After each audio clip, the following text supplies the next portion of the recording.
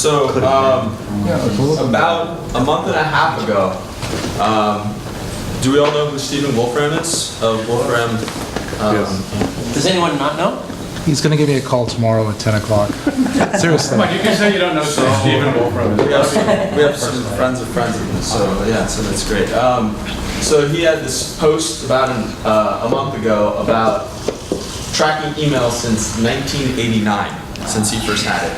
And this is one of his slides, and he put a lot of information, and this was covered in, I think, in every meeting, everywhere. It was great for QS at least.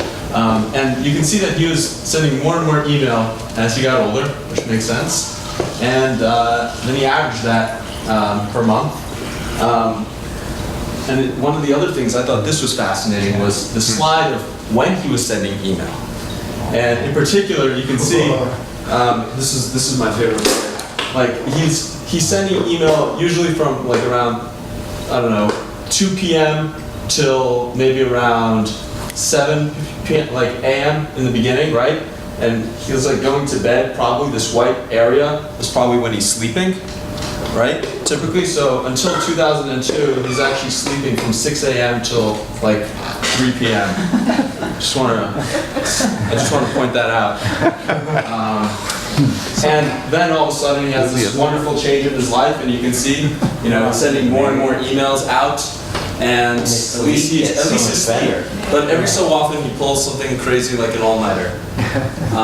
But yeah, so I thought that was pretty interesting. And there was this new tool that came out recently, which was Muse, and I don't know who's heard about this, but Muse lets you actually do language analysis on your email. And then specifically, they let you look at sentiments and the top people that you're emailing, look at what's in your attachments, and this is a simple one that is actually mine for the last couple of years. And so, as you can see, I had some spikes where I just sent out email all over, and then if you look at something like, it was funny when I was a student, I wasn't really sending any emails out. And then even when I was gainfully employed, I wasn't sending too many emails, but there were still some interesting spikes. So some of these things were events that have correlated with my life. So this was an event that I was organizing, and clearly lots of positive language in an event that I'm organizing. Here's actually, this is interesting. You can see first off like medical terminology, and I'll explain how this all is classified. So like medical terminology, I'm a biomedical engineer, medicine's in my family, okay, that makes sense that it's consistent. But over here it spikes as I'm sending out resumes and looking for a job. So you can clearly see that, like just popping out of my email, right? So like 1 month of pure resume sending out. Then this is actually interesting, like what causes this huge spike right here? It's actually when I started like learning about self-tracking. And then super enthusiasm for email. So it's actually, I kind of see this as an indicator of productivity. And you can see like actually, I probably was sending now about 10 times more email I do daily now than I did a year ago. So how do you actually analyze like what's going on with positive, negative, and all? Yeah, and why do they correlate so closely? That's interesting. So I think, so I'll get into that. So here's like here's a Muse lexicon, and so what they do is, so if you're looking for something like family, you can see mom, dad, father, and mother. When you use those terms in your emails, those are the types of words that are indicative of whether you're talking about family, or whether you're talking about milestones, or etc., or love, or festivals, or I can read them off because I don't know if it's small print and everyone can see it. Most categories are set. So these are ones you can edit. So these are actually text boxes. Oh, great. But the major categories? I think you can change the labels. I didn't. I actually didn't change anything. I wanted to take a look and try to understand it. And like, then there's, I think my favorite ones are like positive and negative. And there's racy, and there's a medical one. There's expletives, which I actually didn't look closely at. I should have. Emergencies. I really want to look at suddenly right now. But what's interesting is actually some other stuff. If you look at something like superlatives, how many superlatives I use, I'm like, here there's a spike, and then like here, a huge amount of superlatives, right, recently. Like, I don't know why, but everything's absolutely epic and awesome. So I just wanted to give that like example of kind of what's going on with this technology. And one of the things I wanted to demo, but I don't think I'm capable of is all Sarah Palin's email is actually publicly available online. And I actually went back and I looked at Sarah Palin's email and with news. And one is she sends like 16,000 emails a month, 1,600 emails a month. Or was it? Yes. So yeah. So it was a pretty insane amount, and it was all during the campaign, and you can actually see how it spikes and how it goes up and down. And she spoke a lot about family, and she spoke a lot about, in particular, I tried to look and find something more racy, but every time sex came up, it was about something related to same-sex rights. So I was trying to look for dirt, and it wasn't coming up as much as I'd like to. But anyway, I guess maybe we can actually get a simple demo here to show how this works. And this is Stanford University, was developed at Stanford University, so they can go through archives of emails that they had inherited from people, famous people, and not so famous professors, I guess, as well. And then they went beyond that to this, which is pretty cool. Do you know where it is? I think it's, yeah, go to live demo. There we go. There she is. There she is. Sarah's inbox. Sarah's inbox? Yeah, hopefully it'll work. Wow. Straight, yeah, click on it. Were you saying that she was sending 1,600 emails while she was running for president? Yeah, she was launch 16 news on the Sarah Palin network. Oh, there we go.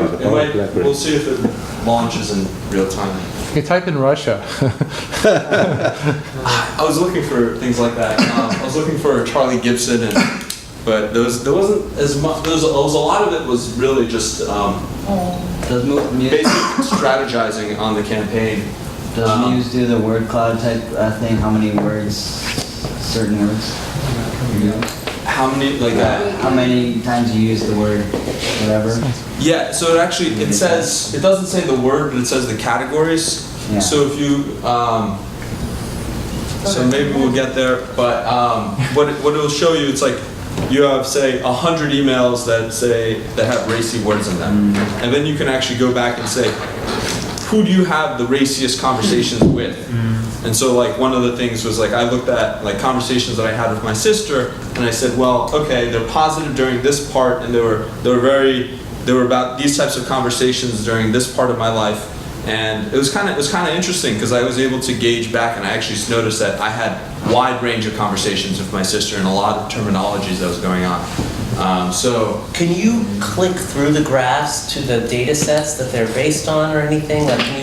So I guess you just look it up by time in your email inbox or something. But it'll show you the actual emails. It will show you the actual emails? Yeah, so what you do is you can actually scroll through them, and they'll highlight the words as they come up. That's In bright yellow, so Bright yellow. So you can investigate a term that you define. You can say to yourself, I want to know when I first learned about something, what I thought about it. Right. Wow. So one thing I did notice about though is I was surprised how little what I was looking for I found. So it was like what you noticed was the fact that all the trends tend to go with each other. So Right. it's email tends to be more indicative of how productive I am at sending email than often the types of conversations I'm having, because I'm having so many different types of conversations with so many different types of people, right? And so I think actually, if anything, it shows that there's so much going on in our lives. There's a diversity of things going on in our lives, and when you're looking for one thing, you lose that context, right? And so that's maybe one of the conclusions I was drawing. Yeah, it seems like a complicated tool to use such that it produces good meaning, but it seems like it could be done. Because you can always text search your email. Right. And you can always do a complex text search and add in terms. So it's sort of this is a step above that in terms of I'm not quite sure what it's good for in a way, but I know it's good for something.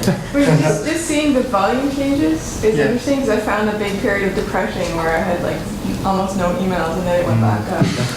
Right, yeah. It's really interesting to see. I mean, you can tell life events from, because not only can you do sentiment analysis, but one of the things it does is the top people you email. And so you can see over time who you're in contact with. So like you could see, like, when I was doing it, I could see like when I graduated from college, when people moved away. Right. Like that's, you know, when you're not in contact with someone in close proximity, it was a really good indicator that I would not email them. It's like a story finder. You could almost auto-generate stories of your life and you just label them. So I'm going to show you one really cool feature with that. It's actually this group scenario where basically they see who's CC'd together. And so if you look at like Sarah Palin's email here, you can see that these are the types of groups that she was like talking to mostly. And so it's almost like telling you who your cliques are, right? And so like if you look at trying to understand what is that context of that event, it's like, oh yeah, well, did they say plus? Let's see.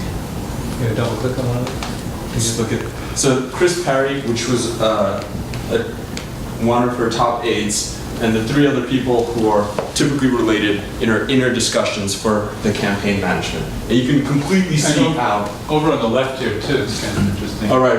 And you can see what are the top sentiments. So for me, like my top sentiments when I was going through this typically were about positive and negative. Like those are the two things that are just always at the top. And here, like for Sarah Palin, families just blows everything out of proportion. And religion. So like she emails about what she talks about. And that's, I think, specific right now to Chris Perry. That is true. That is true. So you can actually see the sentiments by the person you're communicating with. Show the, if you can't show the, yes. scroll wheel. So this is just the sentiments itself. So you can get a glimpse of what's going on, and you can see like congratulations spike right here, which was first nominated. So let's look at top people over time, and let's look at, say, I don't know who this is. Who is this? Volume graphs. And so, Do they have different ways of displaying different displays? I think they got a few, but it's a work in progress. so it's loading a bunch of messages, and now I'll be able to scroll through this. And so here's guilty, right? So these are negative things. So they say like fraud and guilty in this email. That's what Jim Clark just, I don't know who he is. So how did the sunlight... So this is the scrolling feature, right? So I'm basically just going right through this, and I can actually just start looking into why this one says dislike, right? But you can see like some of these emails are gonna be Interesting. they're gonna come up with a couple different things. Like it says amazing and dislike here, right? Can you look to see who you're having the most positive or negative conversations with? Yes. Let's see if I remember how. Search by sentiment or... So if I go to, say, positive,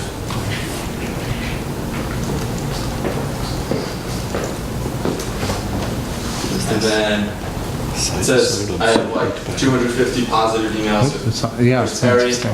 then 211 with Janice Mason. Well, first off, this is not me. This is, people. It's broken but then up it's broken down by Janice. Janice and Sarah Palin had a lot of positive things to say Yeah, to each other, it's right? So, It's probably child when she and then, gets up. yeah, so it's pretty interesting. Well, it's nice to see Todd Palin on that list.